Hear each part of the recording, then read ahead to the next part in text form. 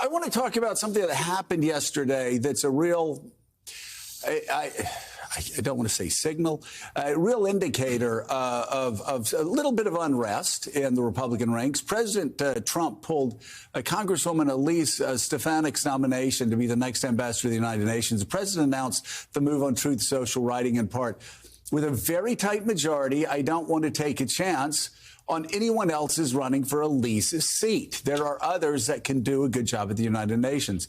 Stefanik's House district voted for President Trump by more than 20 points in November and was thought to be a safe GOP seat. But a recent Democratic election in Pennsylvania, Republican stronghold, where Democrats hadn't won in 100 years, and Donald Trump had won that seat by 15 points, along with some competitive races in Florida, have Republicans worried about the majority. As it stands, the GOP can afford only losing two votes if the House is to pass its agenda.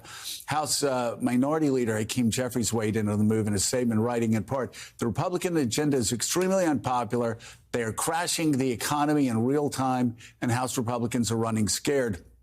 What happened to their so-called mandate? Well, Chris Matthews, they didn't have a mandate. They won by like 1.5 percentage points. America is a 50-50 nation. I mean, I've been giving the same speech for like 30 years. You know, Republicans win in, 94. Bill Clinton wins in 96. I mean, Democrats overperforming, 98. Republicans win. You can go 2 years by 2 years by 2 years over the past 20 years. There's always this reflexive back and forth, and a lot of it has to do with administrations overreaching. Joe Biden, didn't have a landslide win, but, his first big speech, "I'm FDR. I'm going to do all of these things on a relatively thin margin." You have Donald Trump doing the same thing. George W. Bush did the same thing. And, they're talking about a permanent majority in 2004. Nancy Pelosi's House Speaker in 2006. There is, for people that are thinking of, the results of this election are going to shape the next 30 years. They usually don't shape the next 30 days. That's just the nature of politics in America. Reagan picked up 33 seats in 1980 when he won the presidential election. He lost 26 in 82. Well, and talk about winning 49 states in 84, 86 Democrats take the Senate back over. 86 was a disaster for them. Richard Nixon wins 49 states in 72. He's out of office like 18 months later.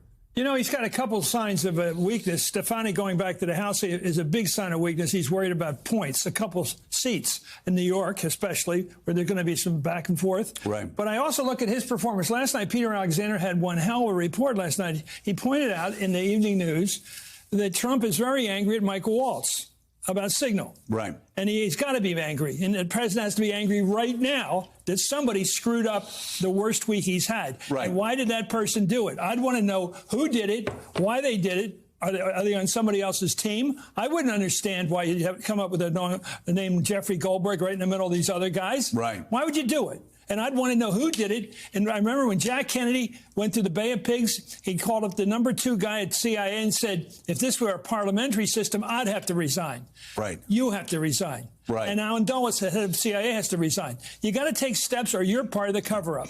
Nixon, a week after Watergate, on the 23rd of June, he did the cover-up by telling Haldeman to tell Vernon Walters at the CIA, tell the CIA to tell the FBI to stay off this case. Okay? Nixon, in that moment, got himself kicked out of the presidency. Right. You got a week. You got about a week to play around before a cover-up begins. And I think Trump has to decide right now: are you going to do what Peter Alexander reported last night on NBC News? Are you really going to be mad or not do anything? Right. And that's the question mark. Be part of the cover-up. And the thing is, Mark Leibovich, this was actually avoidable. We were warning the morning before Jeffrey came on our show about an hour and a half later to stop this. I mean, we warned in real time. Just stop this. Just say we screwed up, made a mistake. People that are responsible will step forward and take responsibility and stop blaming everybody else. Stop saying it's not classified. Stop saying this is not important. And instead, they just kept attacking Jeffrey Goldberg, calling him a sleazeball and all of these other things because they added him to their signal count.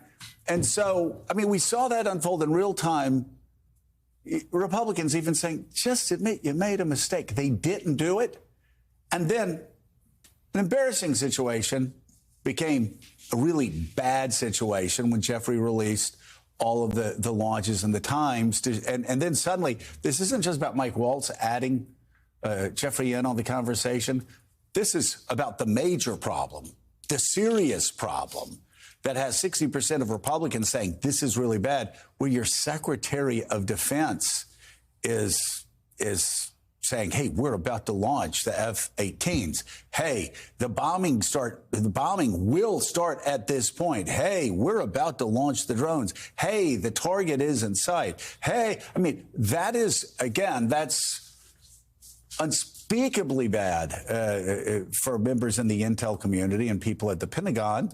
And as Chris said, now's the time to step up and clean things up. Well, I mean, I would say Monday or Tuesday was the time. Well, Monday, Tuesday was, but it keeps rolling. It does, right. and it's kind of, well, it's very unforced after a certain point, because here it is Friday, we're all talking about it, and they frankly look really bad. I mean, I would say, the maxim is cover-up is worse than a crime. I mean, I don't know if we're in cover-up mode yet, but this is kind of a classic example. Well, I don't think there's anything to cover up. I mean, it's out. Yeah. Well, it's a cover-up in that they're not admitting to anything. I mean, maybe it's more of a circling of the wagons than a cover-up. But you know, the thing is, this isn't like a Watergate or a Bay of Pigs, right? But what it does show is, well, and Peggy, we'll read this Peggy column in a second, but just a lack of unseriousness among people who are actually supposed to be the ones keeping Americans safe and keeping our men and women in uniform safe. Right. And also, I think it shows the danger. I mean, it's obviously been very sloppily both to get to this point, but also handled. But I think it also speaks to a level of overconfidence within Trump world to think that they're acting with impunity, to think that they are not going to pay a price for anything, and they can explain away anything, and they can basically try to just divert away anything, and their people will buy it. And look, we're seeing to some degree, I mean, there are very few Republicans speaking up to this point. And yet you look at the polls, and their people aren't buying it. They're not buying it, exactly, which is a surprise. And it's also... And you go to town hall meetings, their people aren't buying it. No. And I think, Democrats smell blood, and they were sort of, I mean, they're going to keep this going as long as they can. And I think when you couple this with the Stefanik news, they're projecting a level of weakness that they hadn't so far. But is there another example in Trump's political life where he said, we made a mistake, we're sorry, we won't do it again? That is just not, I think, part of his playbook. Is there another time where he's taken that very traditional political approach? Well, he has fired people. Like, he fired his general, then I say Michael. No, not the first. Well, it was Tillerson and it was others. Well, yeah, he fired a lot of people, but when the FBI went after, I cannot believe First National Security Advisor didn't last long. Yeah. What is wrong here? He was in the news. Christian nationalist said. No, what's that? Someone. Mike Flynn, General Flynn. Yeah, I mean, as we were just saying, Mike Flynn. But when General Flynn, here's a good example, when the FBI came out and said that General Flynn may have committed a crime, he got rid of him and said, that's one example. But his more traditional approach is to just power through and do something else that diverts everyone's attention, which I think he attempted to do this week with these new tariffs, which diverted some attention, but still that's not the first thing we're talking about in this hour. Tariffs, but also, may I add, there is a theory out there. The Stefanik news came about pretty quickly and kind of out of nowhere. She had been on a farewell tour, a thank you tour of her upstate New York district. If you look at her Instagram feed right now, it is a throwback to all of the things that the state of New York has given her during her time in Congress. And then all of a sudden yesterday, she's out of a job for UN and she's going back to the House and they're going to recreate a role in leadership for her. And what does that even look like? And there's all these competing ideas of, oh, it's because the New York governor was moving the election date. Oh, they're concerned about the margins, which, by the way, they've always been this way. This is always what the Congress was going to be. And then there's the theory that this was to throw people off the scent of what happened with the Signal chat, which, by the way, we all covered the first Trump administration. It is Friday. If he's mad at Mike Waltz, Friday was the firings day. That's not to say that's going to happen, but like, we shouldn't necessarily think that this is over. Yeah. This was how it used to be done. Well, listen, I will say any president that was sitting in the position of Donald Trump with a political team around him would see what happened in central Pennsylvania, in Lancaster County. That is Trump country. Yeah. And to see a Democrat winning there for the first time in everybody's lifetime, it would be negligence politically to say, hey, we're going to go ahead and get another Republican out of the House in a district that used to be seen as a swing district. So.